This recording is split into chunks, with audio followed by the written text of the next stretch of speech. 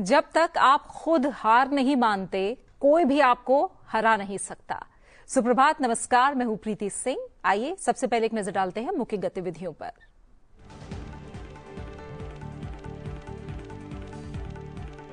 प्रधानमंत्री नरेंद्र मोदी की अध्यक्षता में उच्च स्तरीय बैठक। रक्षा मंत्री राजनाथ सिंह, राष्ट्रीय सुरक्षा सलाहकार अजीत डोभाल, सीडीएस अनिल चौहान और तीनों सेनाओं के प्रमुख हुए शामिल।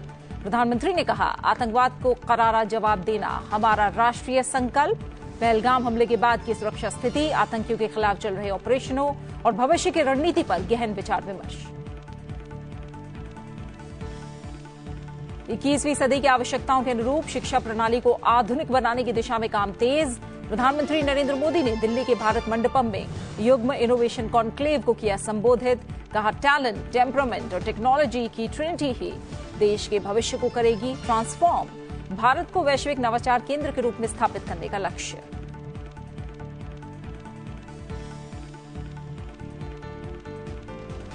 उपराष्ट्रपति जगदीप धनखड़ का 1 मई को लखनऊ का 1 दिवसीय दौरा। उत्तर प्रदेश की राज्यपाल आनंदीबेन पटेल की लिखी पुस्तक चुनौतियां मुझे पसंद हैं का करेंगे विमोचन। मुख्य अतिथि के रूप में समारोह में करेंगे शिरकत।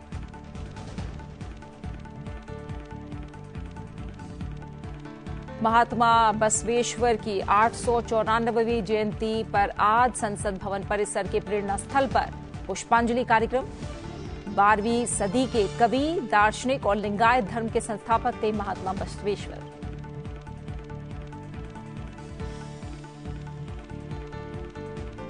और श्रद्धा और आस्था के प्रतीक 4 धाम की यात्रा आज से शुरू। अक्षय तृतीया के दिन गंगोत्री और यमुनोत्री धाम की कपाट श्रद्धालुओं के लिए खुलने के साथ ही शुरू होगी यात्रा।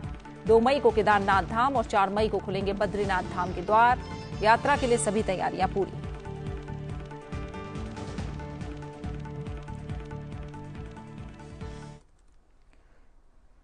पहलगाम में 22 अप्रैल को हुए आतंकी हमले के बाद केंद्रीय मंत्रिमंडल की पहली बैठक आज होगी। प्रधानमंत्री नरेंद्र मोदी की अध्यक्षता में आज सुबह 11 बजे बैठक बुलाई गई है।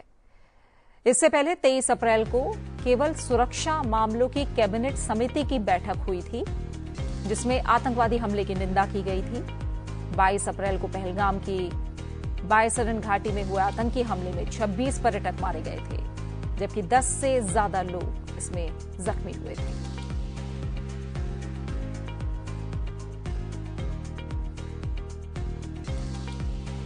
और पाकिस्तान पर कई तरह की पाबंदियां लगाने के बाद मंगलवार को आगे की रणनीति के लिए प्रधानमंत्री नरेंद्र मोदी की अध्यक्षता में एक उच्च स्तरीय बैठक बुलाई गई।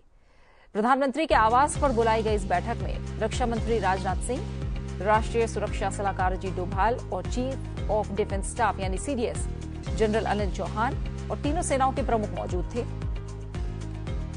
ये बैठक करीब 1.5 घंटे तक चली। इस महत्वपूर्ण बैठक में पहलगाम हमले के बाद की सुरक्षा स्थिति, आतंकियों के खिलाफ चल रहे ऑपरेशनों और भविष्य की रणनीति पर गहन विचार विमर्श किया गया। प्रधानमंत्री ने कहा कि आतंकवाद को करारा जवाब देना हमारा राष्ट्रीय संकल्प है।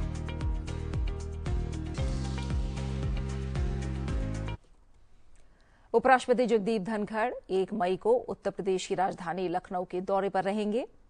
1 दिवसीय इस दौरे के दौरान उपराष्ट्रपति चुनौतियां मुझे पसंद हैं पुस्तक का विमोचन करेंगे। इस पुस्तक को उत्तर प्रदेश की राज्यपाल आनंदीबेन पटेल ने लिखा है। ये पुस्तक उनके जीवन पर आधारित है। कार्यक्रम का आयोजन doctor APJ Abdul Kalam technical university परिसर में सुबह 11 बजे होगा। उपराष्ट्रपति जगदीप धनखड़ इस समारोह में मुख्य अतिथि के तौर पर शिरकत करेंगे।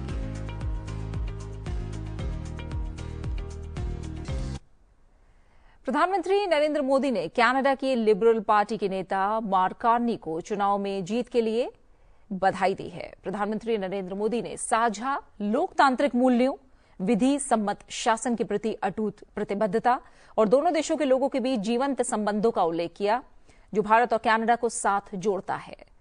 प्रधानमंत्री नरेंद्र मोदी ने सोशल मीडिया एक्स पर एक पोस्ट में लिखा कि कनाडा के प्रधानमंत्री निर्वाचित होने पर मार्क जे कार्नी को बधाई और लिबरल पार्टी को जीत पर मुबारकबाद। भारत और कनाडा साझा लोकतांत्रिक मूल्यों, विधि सम्मत शासन के प्रति दृढ़ प्रतिबद्धता और लोगों के बीच जीवंत संबंधों से बंधे हुए हैं। मैं इस साझेदारी को सुदृढ़ करने और हमारे लोगों के लिए अधिक अवसर के द्वार खोलने के लिए आपके साथ काम करने को लेकर उत्सुक हूं।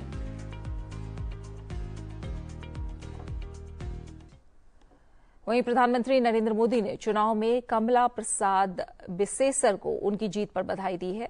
उन्होंने भारत और त्रिनिदाद और टोबैगो के बीच ऐतिहासिक रूप से घनिष्ठ और पारिवारिक संबंधों पर जोर दिया। उन्होंने एक्स पर एक पोस्ट में लिखा कि कमला प्रसाद बिसेसर को चुनाव में उनकी जीत पर हार्दिक बधाई।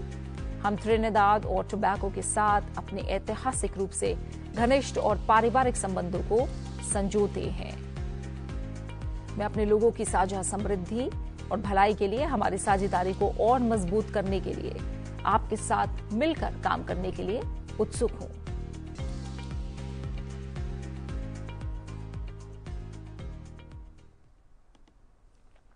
प्रधानमंत्री नरेंद्र मोदी ने मंगलवार को नई दिल्ली के भारत मंडपम में युग्म इनोवेशन कॉन्क्लेव को संबोधित किया। इस अवसर पर उन्होंने इस बात पर जोर दिया कि युग्म के रूप में यह महत्वपूर्ण सम्मेलन सरकारी अधिकारियों, शिक्षाविदों और विज्ञान और अनुसंधान के क्षेत्र में काम करने वाले लोगों सहित विकसित भारत के सभी हितधारकों का संगम है।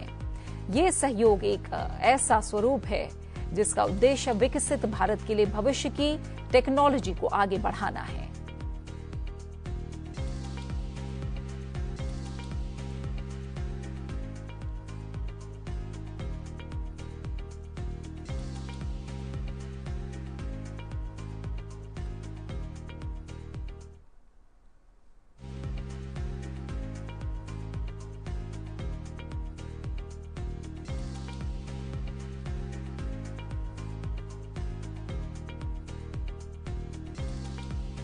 और अब हम आपको सीधी तस्वीरें दिखाएंगे। आपको हम संसद भवन परिसर के प्रेरणा स्थल पर लिए चल रहे हैं, जहां आज महात्मा बसवेश्वर की 894वीं जयंती का अवसर पर पुष्पांजलि कार्यक्रम का आयोजन किया गया है और ये सीधी तस्वीरें इस समय आप देख पा रहे हैं।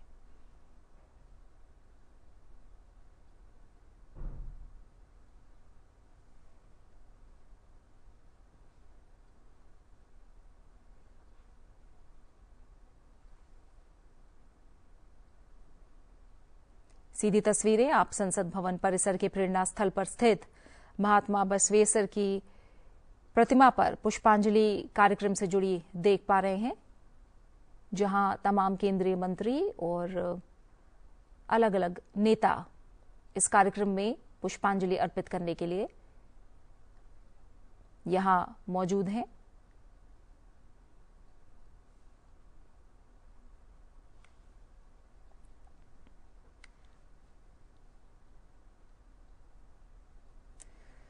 महात्मा बसवेश्वर एक 12वीं सदी के कवि, दार्शनिक और लिंगायत धर्म के संस्थापक थे और ये जयंती ये एक तरह से त्योहार माना जाता है। खासकर कर्नाटक, आंध्र प्रदेश और महाराष्ट्र में इसे त्योहार के रूप में मनाया जाता है।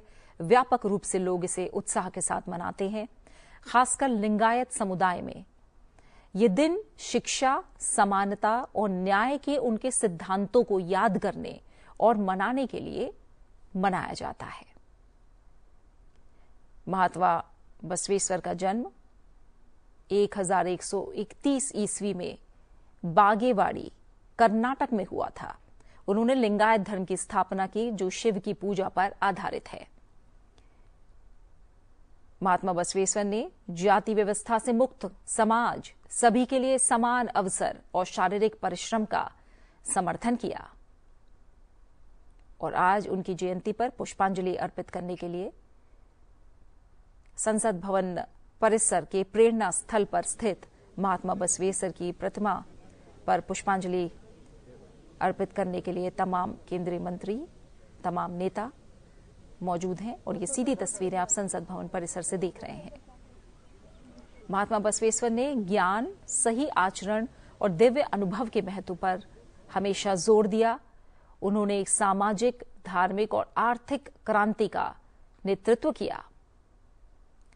उनके अनुभव मंडप की स्थापना की उन्होंने और ये एक प्रकार की अकादमी थी जिसमें लिंगायत मनीषियों, संतों और दार्शनिकों को शामिल किया गया था। बसवेश्वर ने कायाक की अवधारणा दी, जिसके अनुसार हर व्यक्ति को अपनी पसंद के काम को पूरी ईमानदारी से करना चाहिए।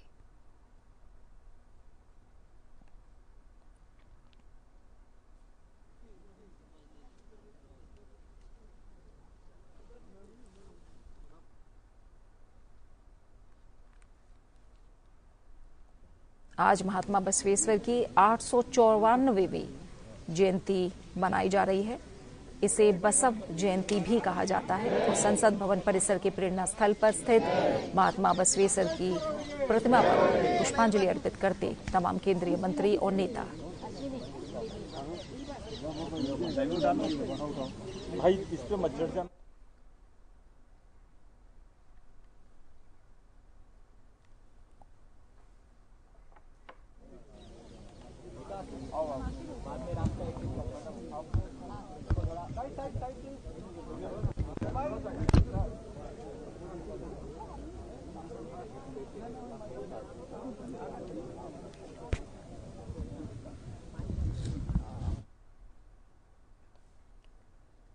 प्रधानमंत्री नरेंद्र मोदी ने मंगलवार को दिल्ली के भारत मंडपम में युग्म इनोवेशन कॉन्क्लेव को संबोधित किया। इस अवसर पर उन्होंने इस बात पर जोर दिया कि युग्म के रूप में ये महत्वपूर्ण सम्मेलन सरकारी अधिकारियों, शिक्षाविदों और विज्ञान और अनुसंधान के क्षेत्र में काम करने वाले लोगों सहित विकसित भारत के सभी हितधारकों का संगम है। ये सहयोग का ऐसा स्वरूप है जिसका उद्देश्य विकसित भारत के लिए भविष्य की टेक्नोलॉजी को आगे बढ़ाना है। प्रधानमंत्री ने विश्वास जाहिर किया कि इस कार्यक्रम के माध्यम से भारत की नवाचार क्षमता और डीप टेक में इसकी भूमिका को बढ़ाने के प्रयासों को गति मिलेगी। साथियों, भारत के यूनिवर्सिटी कैंपस आज नए डायनेमिक सेंटर्स बन रहे हैं। ऐसे सेंटर्स जहां युवा शक्ति ब्रेक थ्रू इनोवेशन को ड्राइव कर रही है। हाल ही में हायर एजुकेशन इंपैक्ट रैंकिंग में भारत ग्लोबल लेवल पर सबसे ज्यादा रिप्रेजेंटेड रहा। 125 देशों के 2000 इंस्टीट्यूशन में से 90 से ज्यादा यूनिवर्सिटीज भारत से थी। 2014 में क्यूएस वर्ल्ड रैंकिंग में भारत के केवल 9 इंस्टीट्यूट्स और यूनिवर्सिटीज थी। 2025 में यह संख्या 46 हो चुकी है। दुनिया के टॉप 500 हायर एजुकेशन इंस्टीट्यूट्स में भारतीय संस्थानों की संख्या भी पिछले 10 वर्षों में तेजी से बढ़ी है। अब विदेशों में हमारे प्रमुख संस्थानों के कैंपस खुल रहे हैं। अबू धाबी में आईआईटी दिल्ली, तंजानिया में आईआईटी मद्रास इसके कैंपस खोले गए हैं। दुबई में आईआईएम अहमदाबाद का कैंपस खोले जाने की तैयारी है। और ऐसा नहीं है कि सिर्फ हमारे टॉप संस्थान ही बाहर कदम रख रहे हैं, बाहर के भी टॉप संस्थान भारत आ रहे हैं। भारत में दुनिया की टॉप यूनिवर्सिटीज के कैंपस खुलने की शुरुआत हो चुकी है। इससे एकेडमिक एक्सचेंज बढ़ेगा, रिसर्च की फील्ड में कोलैबोरेशन बढ़ेगा, हमारे छात्रों को क्रॉस कल्चरल लर्निंग का एक्सपोजर भी मिलेगा। प्रधानमंत्री नरेंद्र मोदी ने कहा कि 21वीं सदी की आवश्यकताओं के अनुरूप शिक्षा प्रणाली को आधुनिक बनाने की दिशा में सरकार काम कर रही है। उन्होंने कहा, टैलेंट, टेम्परामेंट और टेक्नोलॉजी की ट्रिनिटी ही भारत के भविष्य को ट्रांसफॉर्म करेगी। साथियों, किसी भी देश का भविष्य उसकी युवा पीढ़ी पर निर्भर होता है। इसलिए ये जरूरी है कि हम अपने युवाओं के भविष्य के लिए और उनको भारत के उज्जवल भविष्य के लिए तैयार करें। इसमें बड़ी भूमिका देश के एजुकेशन सिस्टम की भी होती है। इसलिए हम देश के एजुकेशन सिस्टम को 21वीं सदी की जरूरतों के मुताबिक आधुनिक बना रहे हैं। देश में नई नेशनल एजुकेशन पॉलिसी लाई गई है। इसे शिक्षा के ग्लोबल स्टैंडर्ड्स को ध्यान में रखकर तैयार किया गया है। नई एजुकेशन पॉलिसी आने के बाद हम भारतीय एजुकेशन सिस्टम में बड़ा बदलाव भी देख रहे हैं। National curriculum framework, learning teaching material और क्लास 1 से लेकर क्लास 7 तक नई टेक्स्ट बुक तैयार कर ली गई है। पीएम ई विद्या और दीक्षा प्लेटफॉर्म के तहत one nation one digital education infrastructure का निर्माण किया गया है। ये इंफ्रास्ट्रक्चर एआई बेस्ड है और स्केलेबल भी है। इसका इस्तेमाल देश की 30 से ज्यादा भाषाओं और 7 विदेशी भाषाओं में टेक्स्ट बुक्स तैयार करने के लिए हो रहा है। साथियों, टैलेंट, टेम्परामेंट और टेक्नोलॉजी की ट्रिनिटी ही भारत के भविष्य को ट्रांसफॉर्म करेगी। इसके लिए हम भारत के बच्चों को बचपन में ही जरूरी एक्सपोजर दे रहे हैं।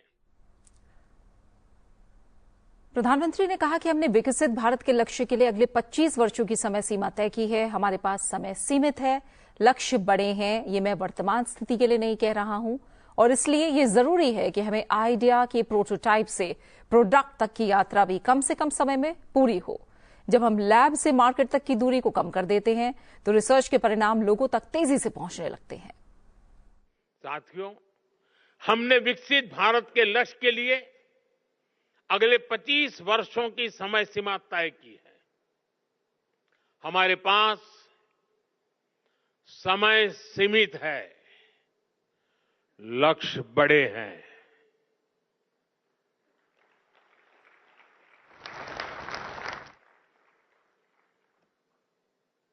ये मैं वर्तमान स्थिति के लिए नहीं कह रहा हूं।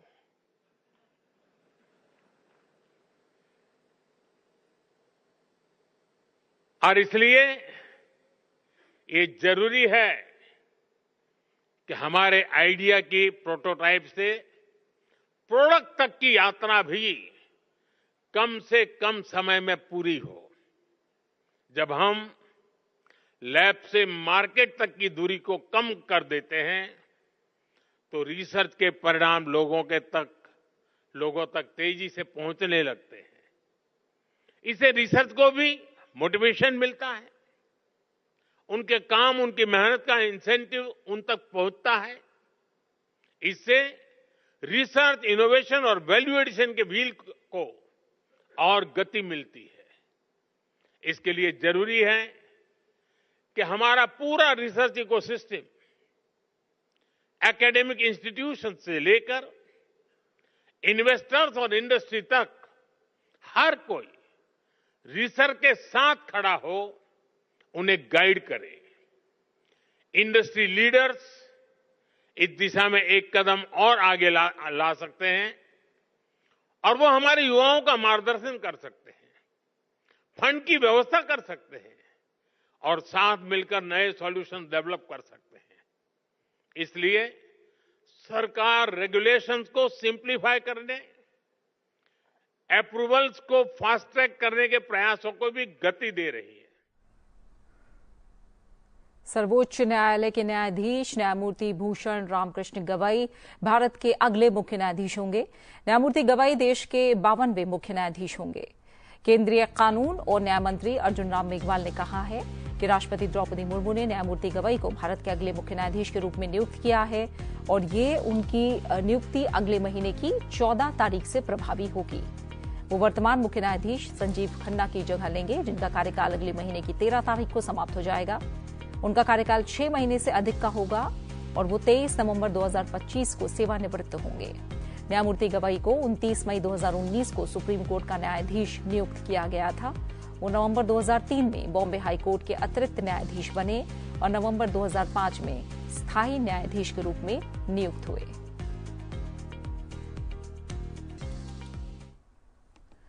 श्रद्धा और आस्था के प्रतीक 4 धाम की यात्रा आज से शुरू हो रही है। श्रद्धालुओं का पहला जत्था हरिद्वार से रवाना हो चुका है। गंगोत्री और यमुनोत्री धाम के कपाट आज श्रद्धालुओं के लिए खुलेंगे, जबकि केदारनाथ धाम के द्वार 2 मई को और बद्रीनाथ धाम के द्वार 4 मई को खुलेंगे। 4 धाम यात्रा के शुभारंभ होने में अब कुछ ही घंटे बाकी हैं अक्षय तृतीया के दिन। आज 30 अप्रैल को सुबह 10:30 बजे यमुनोत्री और गंगोत्री के कपाट खुल जाएंगे। इस धार्मिक यात्रा के लिए श्रद्धालुओं का पहला जत्था हरिद्वार से निकल चुका है। अब तक कई श्रद्धालुओं ने यात्रा के लिए अपना रजिस्ट्रेशन करवाया है। करीब 20 लाख से ज्यादा लोगों ने यात्रा के लिए अपना रजिस्ट्रेशन करवाया है। मां गंगा की उत्सव डोली शीतकालीन प्रवास मुगबा गांव से पूजा अर्चना के बाद गंगोत्री धाम के लिए जब रवाना हुई तो इस दौरान पूरा क्षेत्र ढोल नगाड़ों और सेना के बैंड की धुनों से गूंज उठा। बाबा केदार की पंचमुखी डोली पाटा पहुंच गई है। आज पंचमुखी डोली गौरीकुंड में रात्रि प्रवास करेगी और 1 मई को केदारनाथ पहुंचेगी। 2 मई को सुबह 7 बजे भगवान केदारनाथ मंदिर के कपाट भक्तों के लिए खोल दिए जाएंगे। आखिर में 4 मई 2025 को विधि विधान से भगवान बद्रीनाथ धाम के कपाट खोल दिए जाएंगे। इसके साथ ही पूर्ण रूप से 4 धाम यात्रा की शुरुआत हो जाएगी।